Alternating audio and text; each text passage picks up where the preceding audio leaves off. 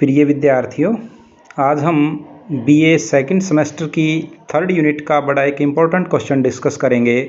मुगल काल की भू राजस्व व्यवस्था। देखिए, भारत में शासन की आय का भूमिकर एक मुख्य साधन रहा है। मुगल काल में भी भू राजस्व आय का एक मुख्य साधन बना रहा। लेकिन मुगल काल, जैसा कि आपको पता है, जिसकी स्थापना बाबर ने 1526 ईस्वी में की थी, इससे पहले सल्तनत काल था। आरंभ के दो राजा बाबर और हुमायूं भू राजस्व के क्षेत्र में कोई परिवर्तन नहीं कर पाए, क्योंकि मुगल साम्राज्य का विस्तार करने में, युद्धों में ये दोनों ही शासक व्यस्त रहे। इसलिए इनकी व्यस्तता के कारण मुगल वंश की स्थापना तो हो चुकी थी, परंतु भू राजस्व व्यवस्था जो है वो इससे पहले के ही साम्राज्यों की, सल्तनत काल की चल रही थी। बीच में शेरशाह सूरी ने कुछ सुधार इसमें किए, लेकिन कहने का तात्पर्य है कि बाबर और हुमायूं ने इसमें कोई परिवर्तन नहीं किया। अकबर जब सिंहासन पर बैठता है तो आर्थिक दशा राज्य की बहुत खराब थी। इसलिए इस समय परिस्थितियों की आवश्यकता थी कि भू राजस्व के क्षेत्र में कुछ प्रयोग किए जाएं। इसी कारण मुगल भू राजस्व व्यवस्था जो है उसमें सबसे अधिक प्रयोग अकबर कर रहा है, और जितने भी प्रयोग हैं वो अकबर की देन कहे जा सकते हैं। अब हम वर्णन करेंगे कि अकबर के समय में किस प्रकार से भू राजस्व व्यवस्था में प्रयोग किए जाते हैं। जो पहली हेडलाइन भी बच्चों आपकी रहेगी, अकबर की भू राजस्व व्यवस्था का विकास। देखिए, 1560 में अकबर ने अब्दुल मजीद आसफ खां को अपना अर्थ मंत्री या दीवान नियुक्त किया और उसको भू राजस्व व्यवस्था में सुधार करने का कार्य सौंपा, परंतु इस क्षेत्र में वह कामयाब नहीं हो पाया। 1563 में अकबर ने एतमाद खां को वित्त मंत्री बनाया। एतमाद खां ने खालसा भूमि तथा जागीर भूमि की सीमाओं का विभाजन किया और भूमि कर की वसूली के लिए उसने कुछ नियम भी बनाए, कुछ सुधार उसने किए, परंतु ये नियम ज़्यादा अच्छे नहीं थे और ज़्यादा स्थायी नहीं बन पाए। 1568 में शिहाबुद्दीन अहमद खां को खालसा भूमि का दीवान नियुक्त किया गया और उसने महसूस किया कि प्रत्येक वर्ष उपज और अनाज के बाजार भावों के आंकड़े जमा करना खर्चीला भी है और दोषपूर्ण भी है। इसलिए वह जब्ती हरसाला प्रणाली को बंद कर देता है और नस्क प्रणाली को चालू कर देता है। मैं यहाँ आपको बताना चाहूँगा, जब्ती हरसाला के अनुसार प्रत्येक वर्ष रकम या भूमि कर निर्धारित किया जाता था। इसको बंद कर दिया जाता है और उसकी जगह नस्क प्रणाली चालू की जाती है, अर्थात सरकार और जमींदार के बीच आपसी बंदोबस्त की प्रणाली को नस्क प्रणाली कहा गया था। यह व्यवस्था भी अधिक दिन तक नहीं चल पाई। 1570 में मुजफ्फर खां को दोबारा से अकबर वित्त मंत्री बनाता है। उसने जाब्ती हरसाला व्यवस्था को दोबारा चालू कर दिया, इससे पहले ये बंद कर दी गई थी, तथा मालगुजारी को भूमि की नाप और उपजाऊ शक्ति के आधार पर निर्धारित करने का फैसला लिया। 1571 में एक और बदलाव किया जाता है। राजा टोडरमल को वित्त मंत्रालय में लाया जाता है। अब मुजफ्फर खान तथा टोडरमल ने मिलकर एक नई व्यवस्था आरंभ की। उन्होंने क्या किया कि प्रत्येक परगने के कानूनगों से मिलकर उस प्रदेश की उपज तथा बाजार भाव की सूची तैयार करवाई और उपज के आधार पर भूमि कर निर्धारित किया गया। 1575 में संपूर्ण भूमि का नापतोल करवाया गया और नाप के लिए लोहे की कड़ियों से जुड़े बांस के डंडे काम में लिए गए। इससे पहले क्या होता था, भूमि की नपाई के लिए रस्सी सन की रस्सी का प्रयोग किया जाता था और वह भीग जाती थी, उसके सिकुड़ने का बड़ा डर रहता था, तो उसकी जगह लोहे की कड़ियों का प्रयोग किया गया। और इसी वर्ष हम एक और प्रयोग हम देखते हैं कि क्रोड़ी प्रथा लागू की जाती है। क्रोड़ी प्रथा क्या थी कि मुगल राज्य की पूरी भूमि को 120 क्षेत्रों में बांटा गया और प्रत्येक में एक करोड़ी नियुक्त किया गया।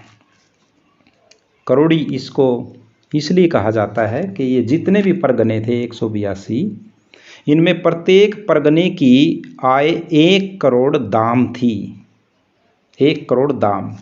अब करोड़ी क्या करता है कि अपने क्षेत्र की सीमा का सीमांकन करता है और माल गुजारी के विभिन्न साधनों के लेख तैयार करता है तथा प्रत्येक साधन से प्राप्त रकम तथा प्रत्येक फसल का हिसाब भी रखता है।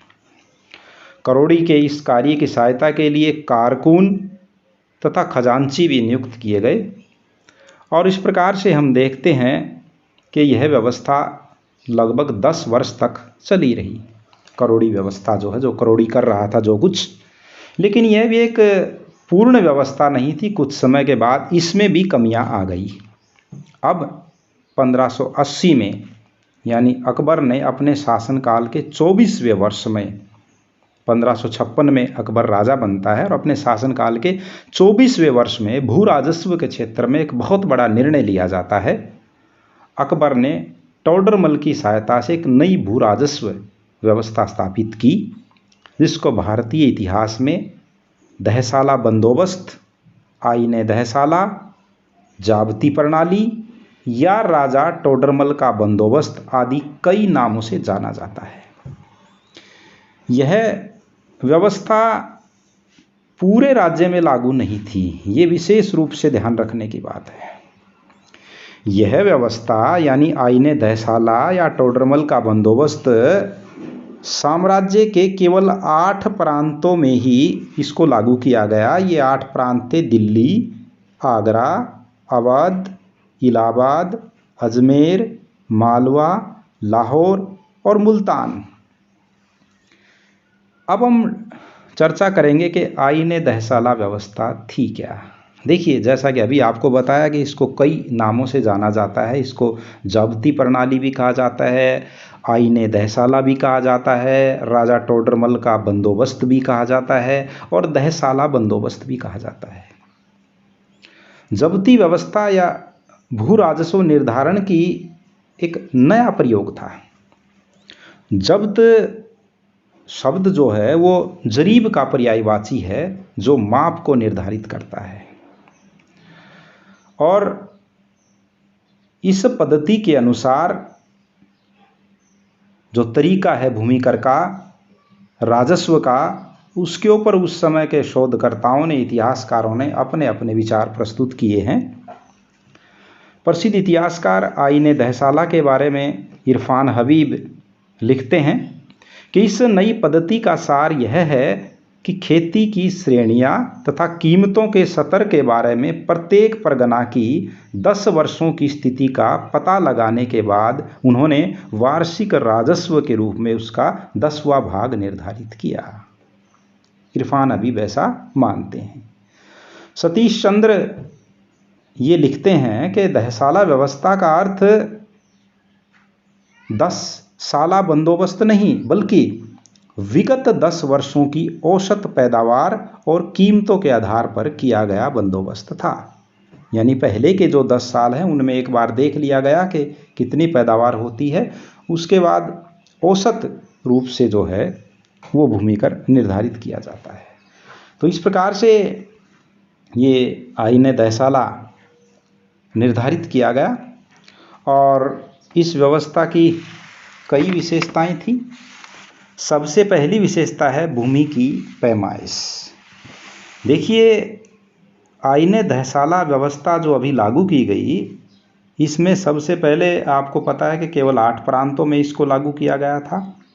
तो इन 8 प्रांतों की जो खेती योग्य भूमि थी उसको नापा गया और इसके लिए अलग अलग तरीके जो है वो अपनाए गए।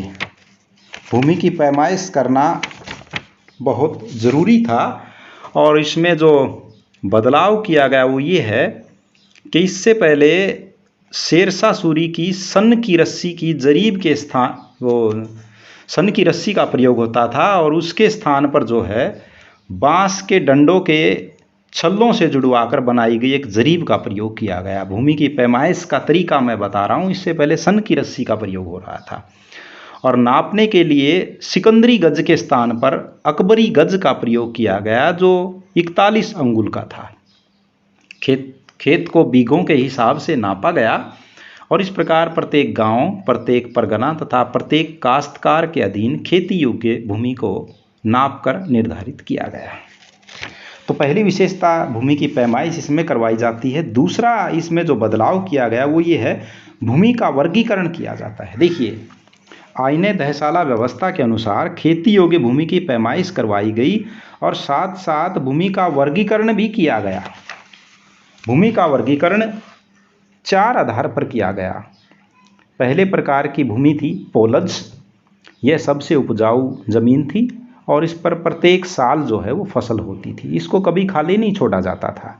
दूसरे प्रकार की जमीन थी परोती जमीन, इसमें यह पोलज ज़मीन जितनी उपजाऊ नहीं थी, कम उपजाऊ थी और इसमें क्या किया जाता था, 2-3 वर्ष लगातार खेती करने के बाद एक आध साल इसको खाली छोड़ दिया जाता था ताकि इसकी उपजाऊ शक्ति दोबारा बनी रहे। तीसरी प्रकार की ज़मीन थी छाछर, जिसको चच्चर या छाछर दोनों नाम से जाना जाता है। तीसरे प्रकार की भूमि थी। इस भूमि पर 2-3 वर्ष में एक आध बार ही खेती की जाती थी। तीसरे प्रकार की ज़मीन थी बंजर भूमि, यह उपजाऊ भूमि नहीं थी, बिल्कुल अनुपजाऊ ज़मीन थी और 5-6 वर्ष में कभी एक आध बार इस पर खेती संभव थी, इस पर खेती नहीं होती थी। तो इस प्रकार से 4 भागों में उस समय खेती योग्य ज़मीन को या पूरी ज़मीन को बांटा गया। और इसके बाद क्या क्या किया, प्रथम 3 प्रकार की जो ज़मीन थी अर्थात पोलज, परोती तथा छाछर को दोबारा से 3 श्रेणियों में बांटा गया, उत्तम, मध्यम तथा निम्न। इन तीनों प्रकार की भूमि की औसत उपज निकाल ली जाती थी तथा प्रत्येक प्रकार की भूमि की औसत पैदावार माना जाता था उसे, और प्रत्येक हलके के रजिस्टर में वहाँ की भूमि का वर्णन लिखा जाता था और उपज का औसत निकालते समय सिंचाई का भी ध्यान रखा जाता था। अब हम डिस्कस करेंगे कि कर निर्धारण आईने दहसाला व्यवस्था में किस प्रकार से होता था। देखिए, सरकार का भाग सरकारी अफसरों व उनके सहायकों द्वारा तैयार किया जाता था। वो एक आंकड़े निर्धारित करते थे और इन आंकड़ों को जमाबंदी कहा जाता था। जमाबंदी तैयार करते समय 3 बातों का ध्यान रखा जाता था। नंबर 1, चारों श्रेणियों में से भूमि किस श्रेणी की है। नंबर 2, उपजाऊ शक्ति की दृष्टि से भूमि उत्तम, मध्यम तथा निम्न स्तर की है या नहीं है। नंबर 3, पिछले 10 वर्षों का वार्षिक औसत उत्पादन कितना है। इस प्रकार प्रत्येक फसल की प्रति बीघा पैदावार का औसत निकाल लिया जाता था और सरकार उस औसत पैदावार का 1/3 भाग वसूल लेती थी। अकबर की यह नीति रही कि किसान मध्यम भूमि को उत्तम बनाने के लिए प्रोत्साहित हो, अतः वह चच्चर या छाछर व बंजर भूमि पर हल्का कर बांधकर धीरे धीरे कर की रकम बढ़ाता था और जब पोलज श्रेणी में भूमि आने योग्य हो जाती थी तो उस पर पोलज की दर लागू कर दी जाती थी। इस प्रकार से ये कर जो है निर्धारित किया जाता था। अब हम डिस्कस करेंगे कि यह कर किस रूप में लिया जाता था। देखिए, इस समय अकबर ने भूमि कर को अनाज की बजाय नगद रुपयों में लेना ज़्यादा अच्छा समझा। इस व्यवस्था में पिछले 10 वर्षों के विभिन्न अनाजों के मूल्यों का औसत निकलवाकर मूल्य सूचियां तैयार कर ली जाती थी और इन सूचियों के आधार पर राज्य का भाग अनाज के नगद धन राशि के रूप में बदल दिया जाता था। तो इस प्रकार से हम ये देखते हैं कि आईने दहसाला में इस प्रकार की विशेषताएं नज़र आती हैं। अब हम चर्चा करेंगे कि अकबर द्वारा स्थापित ये जो आईने दहसाला व्यवस्था थी, इससे किस प्रकार के लाभ किसानों को या सरकार को पहुँचे। देखिए, जो किसानों को लाभ पहुँचे उसमें पहला लाभ है कि इस व्यवस्था ने किसानों को अधिकारियों के अत्याचारों से बचाया, क्योंकि किसानों को यह पहले ही पता लग जाता था कि फसल बोने के बाद सरकार को कितना कर देना पड़ता था। अर्थात आईने दहसाला व्यवस्था में बिल्कुल स्पष्ट नियम था, किसान को पता लग जाता था कि कितना कर देना है। अब अधिकारी कोई बीच में गड़बड़ नहीं कर सकते थे उसके साथ। दूसरा लाभ किसान को क्या हुआ कि उसका लगान स्थायी तौर पर निर्धारित कर दिया गया। पैदावार बढ़ने पर भी उसको अलग से कर देने की ज़रूरत नहीं थी। तीसरा लाभ हम देखते हैं कि किसानों को छोटे मोटे सभी करों तथा उपहारों से छुटकारा मिल गया। और एक विशेष बात इसमें ये थी कि सरकार द्वारा प्राकृतिक आपदा की दशा में लगान में कमी या माफ़ी की व्यवस्था की गई थी, इसलिए किसान चिंतित नहीं थे। एक लाभ ये मिला कि गरीब किसानों को बीज, मवेशी तथा औजार खरीदने के लिए सरकार ने एक ऋण का प्रबंध भी किया, जिसको तकावी कहा जाता था। ये विशेषता है। और इस व्यवस्था में किसानों का सीधे सरकार से, राज्य से संपर्क स्थापित होता है। अतः आईने दहसाला किसानों के लिए लाभदायक थी। अब सरकार को भी इससे लाभ हुए। सरकार को क्या लाभ हुआ? पहला लाभ कि इस व्यवस्था में भूमि कर की दर निर्धारित होने से लगान के संबंध में उठने वाली उलझनें समाप्त हो गई। दूसरा लाभ क्या मिला कि सरकार को प्रत्येक वर्ष उपज तथा बाजार भाव के आंकड़े इकट्ठा करने की जरूरत नहीं थी, एक बार निर्धारित हो गया कर। तीसरा लाभ क्या मिला कि बुआई होते ही सरकार को प्रति वर्ष प्राप्त होने वाली आय का अनुमान पहले ही लग जाता था कि उसको इस वर्ष कितनी आय होगी, इसलिए वह आसानी से राज्य के विकास की योजनाएं कोई भी राजा बना सकता था। चौथा लाभ सरकार को क्या हुआ कि मालगुजारी विभाग में भ्रष्टाचार समाप्त हो गया, जिससे राज्य के खजाने में वृद्धि हुई। तो इस प्रकार से हम ये देखते हैं कि अकबर द्वारा स्थापित जो आईने दहसाला है वह किसान व सरकार दोनों के लिए लाभदायक रहती है। हालांकि कुछ इतिहासकार ये कह रहे हैं कि किसानों को इनसे नुकसान भी हुआ, लेकिन कुल मिलाकर के आईने दहसाला का लाभ उसको दिखाई पड़ता है। अब देखिए, अकबर एक व्यवहारिक राजा था। जैसा कि पहले बताया गया कि आईने दहसाला पूरे मुगल साम्राज्य में लागू नहीं की गई थी, केवल 8 प्रांतों में लागू की गई थी। अर्थात अकबर क्षेत्र के अनुसार परिस्थितियां देखता था कि किस क्षेत्र में कौन सी भू राजस्व व्यवस्था लागू की जाए, इसलिए आईने दहसाला को पूरे साम्राज्य में लागू ना करके केवल 8 प्रांतों में वह लागू कर रहा है। अन्य प्रांतों में जो उसने भू राजस्व व्यवस्था अपनाई उसका वर्णन भी करना आवश्यक है, जिसमें पहली भू राजस्व व्यवस्था थी गल्लाबख्शी अथवा बटाई प्रणाली। देखिए, मुगल काल में जब्ती प्रणाली अर्थात आईने दहसाला के अलावा कई प्रकार की प्रणालियां थी, जिसमें गल्लाबख्शी अथवा बटाई प्रणाली है। अकबर के काल में इस प्रणाली को सिंध, कश्मीर, काबुल, गुजरात में लागू किया गया। गल्लाबख्शी फारसी नाम है। यह प्रणाली खेती के बंटवारे के हिसाब से कर लगाने का एक तरीका था। मोरलैंड ने लिखा है कि यह एक ऐसी व्यवस्था थी जिसमें किसान की राजा के प्रति यह जिम्मेदारी हो जाती थी कि उसे पट्टे पर जो भूमि दी गई है उस भूमि पर वह जो चाहे फसल उगा सकता है, उसके बदले में एक निर्धारित राशि उसको सरकार को देनी पड़ेगी। आईने अकबरी में 3 प्रकार की बटाई का उल्लेख मिलता है। पहला राशि बटाई, नंबर 2 खेत बटाई और नंबर 3 लोग बटाई। अब देखिए, राशि बटाई में खलिहान में फसल के आने पर राज्य के प्रतिनिधियों द्वारा किसान की उपस्थिति में समझौते के अनुसार कुल उपज का विभाजन कर लिया जाता था। पहली थी राशि बटाई। दूसरी खेत बटाई क्या है? खेत बटाई में खेत की बुआई के बाद फसल कटने से पहले ही खेतों को बांट दिया जाता था। लोग बटाई के अनुसार अनाज निकलने के बाद ढेरी लगा दी जाती थी अनाज की, फिर किसान तथा राज्य के बीच बंटवारा किया जाता था। प्रत्येक व्यक्ति अपना हिस्सा अपने घर ले जाता था। इस प्रकार से 3 पद्धतियों में लोग बटाई जो है किसान के लिए अधिक लाभदायक थी, क्योंकि किसान अपने जोखिम का राज्य को सहभागी बना लेता था। राज्य के लिए भी यह लाभप्रद थी, क्योंकि उत्पादन वृद्धि के साथ साथ राज्य के हिस्से में भी वृद्धि हो जाती थी। तो परंतु इस व्यवस्था में कमजोरी यह थी कि इसमें सरकारी कर्मचारियों को जागरूक रहना पड़ता था और दूसरे अधिक लोगों की आवश्यकता इसमें पड़ती थी, अतः यह एक खर्चीली व्यवस्था थी। इसके अलावा एक और भू राजस्व व्यवस्था जो उस समय नजर आती है वो है नस्क या कनकूत प्रणाली। देखिए, मुगल काल में एक और भू राजस्व व्यवस्था है नस्क या कनकूत। इसे दानाबंदी व्यवस्था भी कहा जाता है। इस प्रणाली के स्वरूप के संबंध में आधुनिक इतिहासकारों में काफ़ी विवाद है। मोरलैंड के अनुसार यह सामूहिक कर निर्धारण प्रणाली थी, अर्थात इसमें सारे गांव की फसल का अनुमान लगाकर सामूहिक रूप से सारे गांव से राजस्व लिया जाता था। इरफान हबीब ने इसे पिछले राजस्व निर्धारण के आधार पर लगाया गया अनुमान बताया है। तो इस प्रकार से हम ये देखते हैं कि नस्क या कनकूत प्रणाली भी थी। इसमें क्या किया जाता था कि जरीब या पैरों से भूमि की पैमाइश की जाती थी।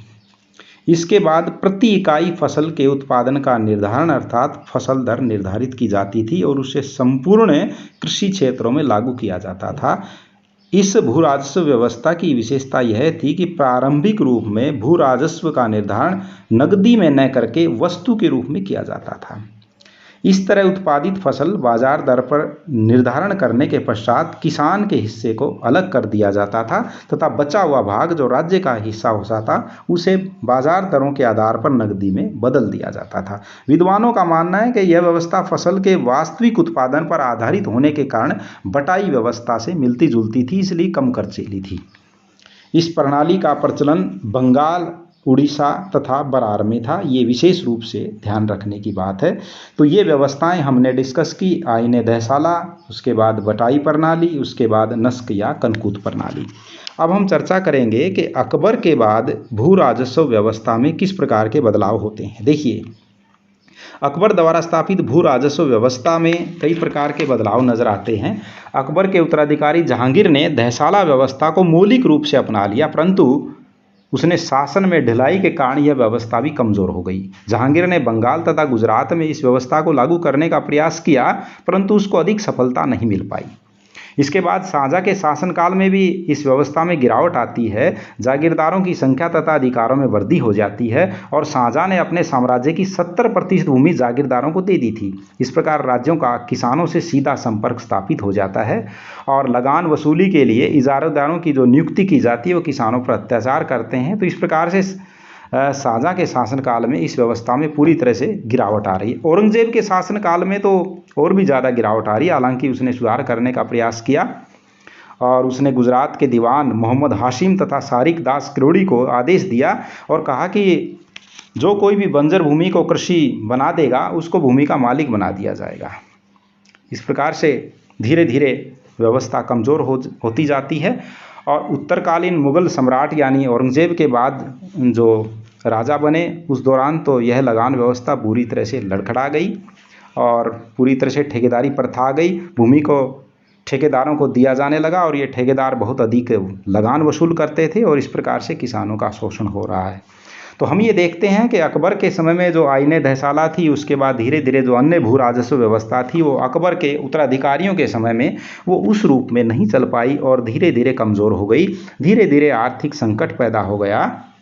तो इस प्रकार से मुगल काल में भू राजस्व व्यवस्था नजर आती है। अब सारांश रूप में हम ये कह सकते हैं कि ये सही है कि अकबर द्वारा स्थापित भू राजस्व व्यवस्था मुगल काल में स्थायी रूप से नहीं चल पाई। इसके लिए भू राजस्व व्यवस्था को हम दोषी नहीं ठहरा सकते। किसी भी व्यवस्था को सफल करने के लिए उस समय के राजा की योग्यता या उसकी बुद्धि उस किस प्रकार की इस बात पर भी निर्भर करता है। तो अकबर के बाद के जो राजा थे वो इतने विद्वान नहीं थे कि इस व्यवस्था को पूरी तरह से लागू कर पाते। तो इस प्रकार से हम ये कह सकते हैं कि अकबर द्वारा स्थापित भू राजस्व व्यवस्था एक महत्वपूर्ण व्यवस्था थी जिसने राज्य और प्रशासन को कई प्रकार के लाभ पहुंचाए, परंतु धीरे धीरे उसके उत्तराधिकारियों के समय में यह